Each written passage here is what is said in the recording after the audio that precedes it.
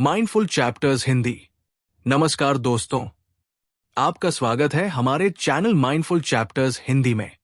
यहां हम दुनिया की बेहतरीन सेल्फ हेल्प, मनोविज्ञान, सफलता और जीवन बदलने वाली किताबों को सरल, गहरी और व्यावहारिक हिंदी में समझते हैं, ताकि आप केवल किताबें पढ़े नहीं, बल्कि उनके ज्ञान को अपने जीवन में उतार सकें। आज हम समझेंगे the art of being alone पुस्तक का chapter 3, how to be you, यानी वास्तव में खुद कैसे बने। ये अध्याय पूरी किताब का टर्निंग पॉइंट है। पहले अध्याय में हमने सीखा कि अकेलेपन को रोमांटिक बनाना क्यों गलत है। दूसरे अध्याय में हमने समझा कि दूसरों को खुश करने के लिए अपना असली व्यक्तित्व छिपाने से कैसे अकेलापन पैदा होता है। अब तीसरे अध्याय में लेखिका हमें बताती है कि यदि हम खुद को खो चुके हैं तो वापस खुद को कैसे खोजें, कैसे अपने वास्तविक स्वरूप तक पहुंचें, कैसे दुनिया की अपेक्षाओं के बीच भी अपने असली व्यक्तित्व को बचाकर रखें। तो आइए शुरू करते हैं। हर इंसान कई मुखौटे पहनकर जी रहा है। अध्याय की शुरुआत में लेखिका एक बहुत गहरी बात कहती है। हम सभी अलग अलग लोगों के सामने अलग अलग व्यक्तित्व बन जाते हैं। माता पिता के सामने अलग, दोस्तों के सामने अलग, ऑफिस में अलग, सोशल मीडिया पर अलग, रिश्तों में अलग। धीरे धीरे हमारी जिंदगी कई मुखौटों का संग्रह बन जाती है और समस्या तब शुरू होती है जब हम इतने मुखौटे पहन लेते हैं कि हमें अपना असली चेहरा ही याद नहीं रहता। आज का बच्चा ऑनलाइन गेम में एक पहचान बनाता है, किशोर सोशल मीडिया पर दूसरी पहचान बनाता है, युवा अपने करियर के लिए तीसरी पहचान बनाता है, मध्यम आयु का व्यक्ति परिवार के लिए चौथी पहचान बना लेता है। लेकिन सवाल है, इन सब के पीछे असली व्यक्ति कौन है? यही खोज इस अध्याय का उद्देश्य है। आत्मप्रेम की शुरुआत आत्मस्वीकृति से होती है। लेखिका कहती है कि आजकल सेल्फ लव यानी आत्मप्रेम एक फैशन बन गया है। सोशल मीडिया पर हर जगह सेल्फ लव की बातें होती है, लेकिन ज्यादातर लोग इसका गलत अर्थ समझते हैं। महंगे कपड़े खरीद लेना, स्पा जाना, महंगे परफ्यूम लगाना, खुद को ट्रीट देना, ये सब बुरा नहीं है, लेकिन ये आत्मप्रेम नहीं है, ये केवल जीवन शैली है। लेखिका कहती है, सच्चा आत्मप्रेम दो चीजों से शुरू होता है। पहला, खुद को जानना। दूसरा, खुद को स्वीकार करना। खुद को जानना क्या है? खुद को जानने का मतलब है ये समझना कि मैं कैसे सोचता हूं, मुझे क्या पसंद है, मुझे क्या परेशान करता है, मेरी ताकतें क्या है, मेरी कमजोरियां क्या है, मेरा स्वभाव कैसा है। आज अधिकांश लोग दूसरों के बारे में बहुत कुछ जानते हैं, लेकिन खुद के बारे में बहुत कम जानते हैं। उन्हें पता है कि उनका पसंदीदा अभिनेता कौन है, लेकिन ये नहीं पता कि वे वास्तव में जीवन से क्या चाहते हैं। उन्हें पता है कि ट्रेंड क्या चल रहा है, लेकिन ये नहीं पता कि उनके अपने मूल्य क्या है। खुद को स्वीकार करना सबसे कठिन काम है। लेखिका कहती है कि हम सभी अपने अंदर कुछ चीजें छिपाकर रखते हैं, कुछ डर, कुछ गलतियां, कुछ कमियां, कुछ ऐसे विचार जिन्हें हम दुनिया को नहीं दिखाना चाहते। समाज हमें सिखाता है कि हमें हमेशा अच्छा दिखना चाहिए, हमेशा विनम्र दिखना चाहिए, हमेशा सकारात्मक दिखना चाहिए। लेकिन वास्तविकता अलग है। हम इंसान हैं, हमारे अंदर गुस्सा भी है, ईर्ष्या भी है, डर भी है, कमजोरियां भी है, और यही हमें इंसान बनाती है। अपनी कमियों को स्वीकार करना कमजोरी नहीं है। लेखिका अपने बारे में एक उदाहरण देती है। वो कहती है कि कभी कभी वो स्वार्थी हो सकती है और पहले उन्हें इस बात पर शर्म आती थी, लेकिन बाद में उन्होंने समझा कि इस सच्चाई को स्वीकार करना ही आत्मप्रेम है। ध्यान दीजिए, आत्मप्रेम का मतलब ये नहीं है कि आप अपनी कमियों को सही ठहराने लगे। इसका मतलब है कि आप उनसे भागना बंद कर दें, क्योंकि जिस कमजोरी को आप स्वीकार कर लेते हैं उसे सुधारना भी शुरू कर सकते हैं, लेकिन जिस कमजोरी को आप छिपाते हैं वो धीरे धीरे आपके व्यक्तित्व पर नियंत्रण करने लगती है।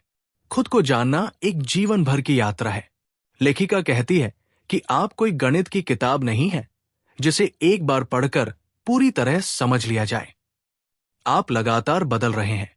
आज जो पसंद है हो सकता है 6 महीने बाद पसंद न हो। आज जो सपना है, कल वो बदल सकता है। आज जो विचार सही लगता है, भविष्य में वो बदल सकता है। इसलिए खुद को जानना कोई एक सप्ताह का प्रोजेक्ट नहीं है। ये जीवन भर चलने वाली प्रक्रिया है। अपने मन के साथ बैठना सीखिए। ये अध्याय का सबसे शक्तिशाली भाग है। लेखिका कहती है, जब आप अकेले होते हैं तो आपके सामने सिर्फ एक व्यक्ति होता है, आप स्वयं। लेकिन अधिकांश लोग अपने मन के साथ बैठना नहीं चाहते। क्यों? क्योंकि मन बहुत सारी बातें लेकर आता है। पुराने पछतावे, अधूरे सपने, डर, असफलताएं, गिल्ट, अनसुलझी भावनाएं। इसलिए लोग लगातार खुद को व्यस्त रखते हैं। फोन, रील्स, वीडियो, गेम, बातचीत, शोर, ताकि उन्हें खुद की आवाज सुनाई न दे। मन दुश्मन नहीं है।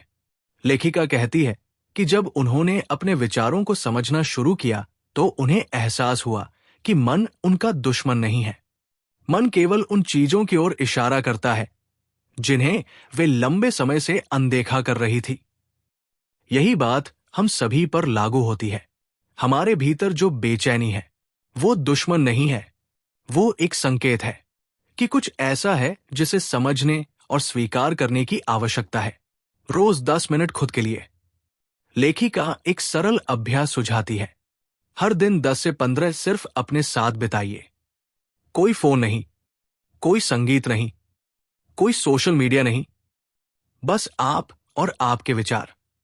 शुरुआत में ये कठिन लगेगा, लेकिन धीरे धीरे आप खुद को समझना शुरू करेंगे। आपको पता चलेगा कि आप वास्तव में कौन हैं। नो दाई सेल्फ, स्वयं को जानो। लेखिका एक पुराने विचार का उल्लेख करती है, नो दाई सेल्फ, यानी स्वयं को जानो। दुनिया ने हमें बहुत सारे लेबल दिए हैं, अच्छा, बुरा, सफल, असफल, सुंदर, साधारण, अमीर, गरीब। लेकिन क्या ये लेबल वास्तव में हमें परिभाषित करते हैं? नहीं, ये केवल बाहरी पहचान है। हम इन सबसे कहीं अधिक है। लेबल्स की कैद से बाहर निकलो। जब कोई बच्चा पैदा होता है, तब उसके पास कोई लेबल नहीं होता।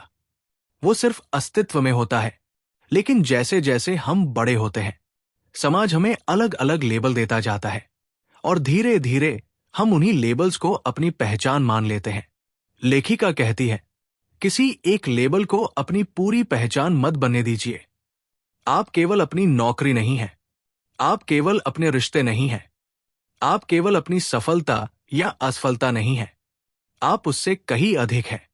Define who you are not, ये अध्याय का सबसे व्यावहारिक हिस्सा है। लेखिका कहती है, अगर आपको ये समझ नहीं आ रहा कि आप कौन हैं, तो पहले ये समझिए कि आप कौन नहीं हैं। आप क्या नहीं बनना चाहते? आप किन चीजों को स्वीकार नहीं करेंगे? आप किन मूल्यों पर कभी समझौता नहीं करेंगे? अपनी सीमाएं तय कीजिए। जब आप ये स्पष्ट कर लेते हैं कि आप क्या नहीं चाहते, तब जीवन आसान हो जाता है। आप हर किसी को खुश करने की कोशिश बंद कर देते हैं। आप हर अवसर के पीछे भागना बंद कर देते हैं। आप हर रिश्ते को पकड़कर रखने की कोशिश बंद कर देते हैं, क्योंकि अब आपके पास अपने मूल्य हैं, अपने सिद्धांत हैं, अपनी सीमाएं हैं। इस अध्याय की सबसे बड़ी सीख, दुनिया आपको लगातार बदलने की कोशिश करेगी। आपको बताएगी कि आपको कैसा होना चाहिए, क्या पहनना चाहिए, क्या सोचना चाहिए, क्या पसंद करना चाहिए। लेकिन जीवन की सबसे बड़ी सफलता ये नहीं है कि दुनिया आपको पसंद करे। जीवन की सबसे बड़ी सफलता यह है कि आप खुद को पहचान लें और फिर उसी रूप में जीने का साहस रखें।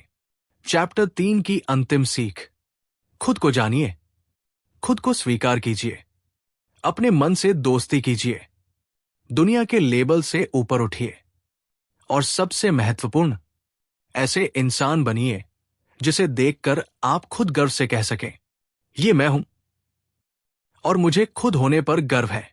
धन्यवाद। अगर आपको ये अध्याय पसंद आया हो तो माइंडफुल चैप्टर्स हिंदी को सब्सक्राइब जरूर करें। अगले अध्याय में हम समझेंगे द लव फॉर सॉलिट्यूड, यानी एकांत से प्रेम करना कैसे सीखें।